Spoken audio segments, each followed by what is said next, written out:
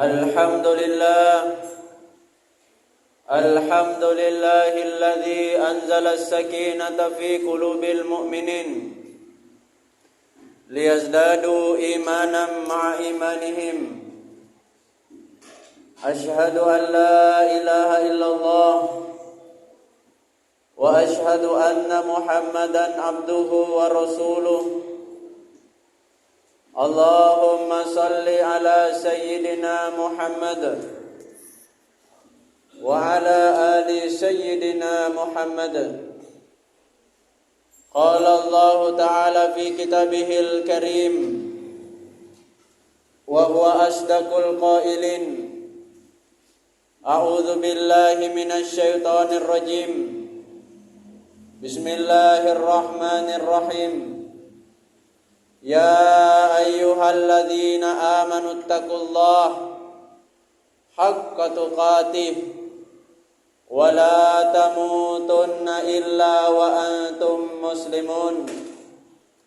يا أيها الناس اتقوا ربكم الذي خلقكم من نفس واحدة وخلق منها زوجها وبث منهما رجالا كثيرا ونساء واتقوا الله إن الله كان عليكم رقيبا. يا أيها الذين آمنوا اتقوا الله وقولوا قولا سديدا يصلح لكم أعمالكم ويغفر لكم ذنوبكم ومن يطع الله ورسوله فقد فاز فوزا عظيما. أما بعد. Ma'asyiral mu'minin wal hadirun, jamaah Jumat yang insyaallah dimuliakan oleh Allah. Alhamdulillah, kembali kita bersyukur memuji Allah Subhanahu wa taala, yang mana Allah masih izinkan kita hingga di Jumat yang berkah ini. Banyak manusia yang terbaring kaku di rumah sakit menunggu jadwal operasi. Banyak manusia yang saat ini berada di atas mobil ambulans menuju ke ruangan unit gawat darurat. Bahkan banyak manusia yang saat ini berada di atas keranda jenazah menuju ke alam kubur. Maka bersyukurlah kita, Allah masih izinkan kita hingga di Jumat yang berkah ini. Tak lupa, tidak pernah kita berhenti bersalawat pada Rasulullah Muhammad sallallahu alaihi wasallam.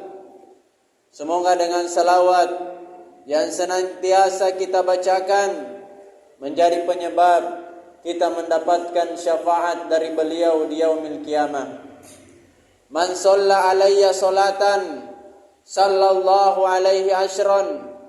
Siapa yang bersalawat kepada aku, kata Nabi, sekali saja, maka Allah bersalawat kepadanya asyran, sebanyak 10 kali.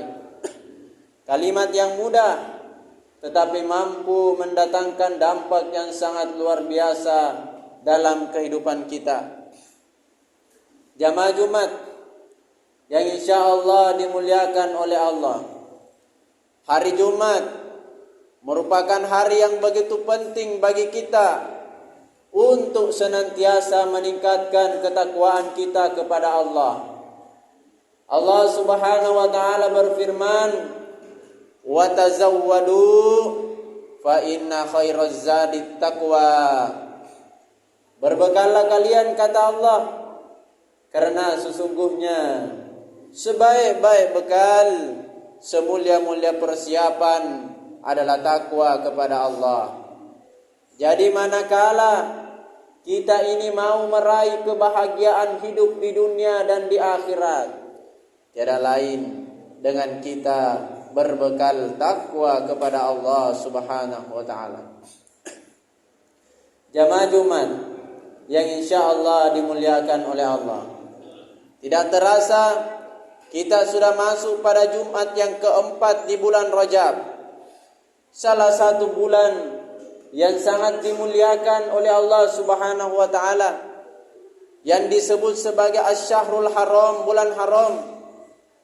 Bulan yang memiliki banyak keutamaan-keutamaan. Dan di bulan ini ternyata banyak sekali peristiwa-peristiwa yang pernah terjadi. Yang pertama, janin Nabi Muhammad sallallahu alaihi wasallam pertama kali ada dalam perut ibunya Siti Aminah berada atau terjadi pada bulan Rajab. Apalagi Al-Imam Syafi'i, ulama yang besar, wafat atau meninggal pada bulan Rajab. Imam Salahuddin Al-Ayyubi mampu menaklukkan Baitul Maqdis di Palestina, juga terjadi pada bulan Rajab.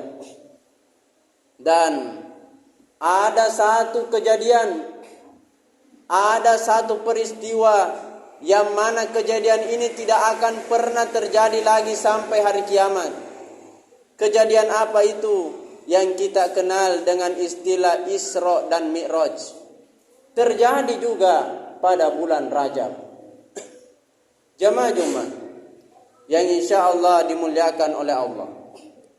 Tentang peristiwa Isra Mi'raj ini, Allah Subhanahu wa taala menyinggung dalam Al-Qur'an.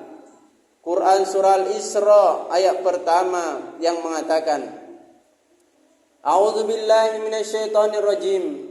Subhanalladzi asra bi 'abdihi lailan minal masjidil haram ilal masjidil aqsa alladzi barakna haulahu linuriyahu min ayatina innahu huwas samiul basir. Maha suci Allah yang telah memperjalankan hambanya dari Masjidil Haram di Mekah ke Masjidil Aqsa di Palestina, lailan pada sebagian malam. Di mana daerah atau wilayah Palestina ini, kata Allah, adalah wilayah yang diberkahi. Untuk apa? Untuk memperlihatkan, kata Allah, sebahagian daripada tanda-tanda kekuasaan atau kebesaran kami. Innahu huwas samiul basir. Sesungguhnya Allah Maha mendengar lagi Maha melihat. Jamaah Jumat yang insya Allah dimuliakan oleh Allah. Tentang kejadian Isra Mi'raj ini, setidaknya ada 3 hal yang kita jadikan pelajaran dalam kehidupan kita. Yang pertama, peristiwa Isra Mi'raj ini mengingatkan dan mengajarkan kepada kita tentang kemuliaan Nabi Muhammad sallallahu alaihi wasallam. Di ayat tadi menyebutkan asra yang berarti diperjalankan. Jadi Nabi ini pergi Isra dan Mi'raj, Masjidil Haram ke Masjidil Aqsa. Dari Masjidil Aqsa melewati langit pertama, kedua sampai ketujuh menuju ke Sidratil Muntaha. Bukan atas kemauannya Nabi, tetapi dia dikasih jalan oleh Rasulullah, oleh Allah. Diperjalankan Rasulullah sallallahu alaihi wasallam oleh Allah. Yang namanya diperjalankan berarti ada sesuatu kemuliaan. Di dunia saja, Pak. Kalau kita ingin memuliakan orang lain, biasanya kita ajak dia jalan-jalan. Biasanya kita rela mengeluarkan uang, mengeluarkan harta benda kita, menaikkan orang tua kita ke tanah suci. Rela diperjalankan sampai ke tanah suci Mekah. Kenapa? Karena kita mau memuliakan orang tua kita, diperjalankan. Begitulah Rasulullah sallallahu alaihi wasallam diperjalankan oleh Allah Subhanahu wa taala karena Rasulullah adalah pribadi yang mulia. Saking mulianya Rasulullah dipuji langsung oleh Allah, wa innaka la'ala khuluqin azim, dan engkau Muhammad adalah pribadi yang memiliki akhlak yang agung. Dalam ayat lain Allah katakan, Wa ma arsalnaka illa rahmatan lil alamin. Tidaklah kami utus engkau Muhammad kecuali sebagai rahmat bagi seluruh alam semesta ini. Bahkan saking hebatnya Rasulullah, disebutkan dalam banyak riwayat, orang yang pertama kali menginjakkan kakinya nanti di surga adalah Nabiullah Muhammad sallallahu alaihi wasallam. Dan umat yang pertama kali akan masuk ke dalam surga adalah umatnya Nabi Muhammad sallallahu alaihi wasallam. Kenapa? Karena Nabi Muhammad sallallahu alaihi wasallam mulia di hadapan Allah. Jamaah Jumat yang insyaallah dimuliakan oleh Allah. Yang kedua, hikmah yang bisa kita ambil adalah keagungan daripada ibadah solat. Nabi secara langsung diundang oleh Allah Subhanahu wa taala untuk mendapatkan syariat solat ini yang awalnya 50 kali hingga menjadi 5 kali, yang pahalanya ini setara dengan kita mengerjakan sebanyak 50 kali secara langsung. Kenapa? Karena solat ini penting. Dalam kehidupan dunia ini saja, dalam kehidupan sehari-hari kita, segala sesuatu yang penting itu harus langsung. Kalau ada orang yang mau menikah, tidak boleh dia diwakili, harus orangnya secara langsung hadir. Kenapa? Karena penting. Kalau ada orang yang mau melakukan perjanjian, dia mau beli motor, dia mau beli mobil, harus datang secara langsung bertanda tangan. Kenapa? Karena penting. Kalau ada orang mau naik pangkatnya, dia mesti ujian, dia mesti datang secara langsung. Kenapa? Kapan bukan dia yang datang secara langsung, pasti dia tidak lolos. Kenapa? Karena ujian ini penting. Sedangkan Rasulullah sallallahu alaihi wasallam diundang secara langsung oleh Allah Subhanahu wa taala untuk mendapat perintah solat. Kenapa? Karena solat ini sangat penting. Maka as-salatu imanuddin, solat ini adalah tiangnya agama. Yang namanya tiang, kalau tiang itu dirobohkan tidak akan bertahan bangunan itu. Kenapa tiangnya agama? Sebagian ulama mengatakan ternyata dalam solat sudah masuk semua nilai-nilai daripada rukun Islam. Kita solat ada syahadat. Ketika kita duduk tasyahud, kita membaca asyhadu an la ilaha illallah wa asyhadu anna muhammadar rasulullah. Ada kalimat syahadat. Di dalam solat ada nilai-nilai puasa. Siapa yang makan dan minum ketika solat, maka batal dia solatnya. Ada nilai puasa di situ. Nilai zakat, mengeluarkan sebagian harta kita. Kita menggunakan pakaian, harus mengeluarkan sebagian daripada harta benda kita. Kita bersedekah menyumbang ke masjid untuk digunakan solat, sebagian harta kita keluar di situ. Ada nilai-nilai zakat. Dan nilai-nilai haji, kita solat menghadap ke arah kiblat Allah Subhanahu wa taala di Baitullah. Di mana Baitullah inilah yang digunakan untuk beribadah haji. Maka nilai-nilai solat, rukun Islam termaktub dalam solat itu nilai-nilainya. Maka solat ini adalah tiang agama. Ingat jamaah sekalian, iblis dikeluarkan dari surganya Allah Subhanahu wa taala. Sebab kenapa? Diperintahkan oleh Allah untuk bersujud kepada Adam alaihissalam. Sedangkan kita diperintahkan secara langsung bersujud kepada Allah Subhanahu wa taala. Maka kalau kita ingin mendapatkan kenikmatan surga, maka jangan lalu kita tinggalkan yang namanya solat, apalagi solat 5 waktu. Tidak ada yang susah dari solat itu. Yang pertama, solat kita gratis. Yang kedua, solat kita ini mendapatkan pahala di sisi Allah Subhanahu wa taala. Jamaah Jumat yang insyaallah dimuliakan oleh Allah. Yang terakhir, hikmah atau pelajaran daripada peristiwa Isra dan Mi'raj ini, yaitu Allah berkuasa atas segala sesuatu. Secara akal kita, pikiran kita tidak masuk akal. Kendaraan pada saat itu yang paling cepat adalah kuda. Tetapi jarak daripada Masjidil Haram ke Masjidil Aqsa 1200 km yang ditempuh oleh Rasulullah hanya sebahagian malam. Bahkan dari situ naik langit pertama, kedua, ketiga, empat dan seterusnya. Jarak antara langit pertama dengan langit kedua itu sejauh 500 tahun perjalanan, ditempuh juga dalam sebagian malam. Secara akal, secara pikiran tidak masuk akal. Tapi kalau Allah yang mau, tidak ada yang tidak mungkin. Nabi Ibrahim dibakar di dalam api yang menyala. Bahkan saking besarnya api itu ada yang menyebutkan seperti sebuah gunung yang sangat besar. Bersorak-sorak, berteriak orang, senang. Dia berpikir Ibrahim akan binasa. Tapi apa kata Allah? Qul ya narukuni bardaw wa salaman ala Ibrahim. Hei api, jadi dinginlah engkau, bardaw wa salaman ala Ibrahim, dan selamatkanlah Ibrahim. Secara akal kita tidak masuk akal kalau manusia tidak mempan dibakar api.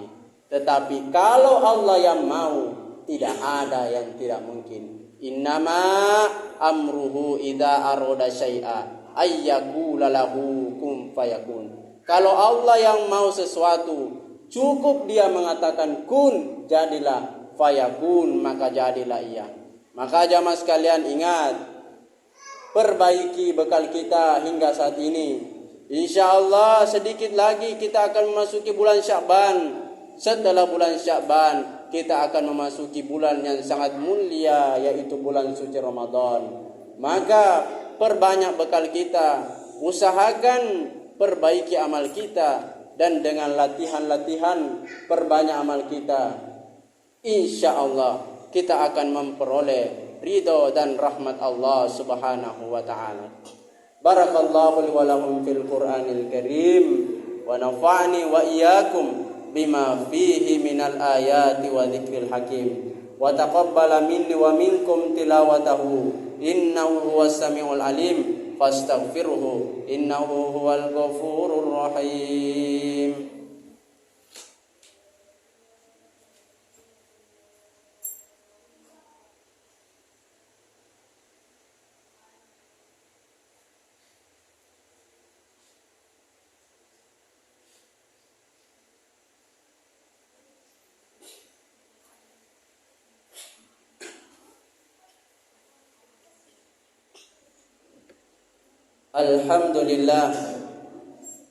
Alhamdulillahilladzi arsala rasulahu bil huda wa dinil haqq liyudhhirahu 'alad dini kullihi wa kafa billahi shahida. Asyhadu an la ilaha illallah wa asyhadu anna Muhammadan 'abduhu wa rasuluh. Allahumma shalli ala sayyidina Muhammad wa ala alihi wa ashabihi ajma'in. Qala Allah ta'ala fi kitabihil karim wa huwa asdaqul qailin. A'udzu billahi minasy syaithanir rajim. Bismillahirrahmanirrahim. Ya ayyuhalladzina amanu taqullaha haqqa tuqatih wa la tamutunna illa wa antum muslimun. Di khutbah yang kedua ini, mari kita memperbanyak doa kepada Allah subhanahu wa ta'ala.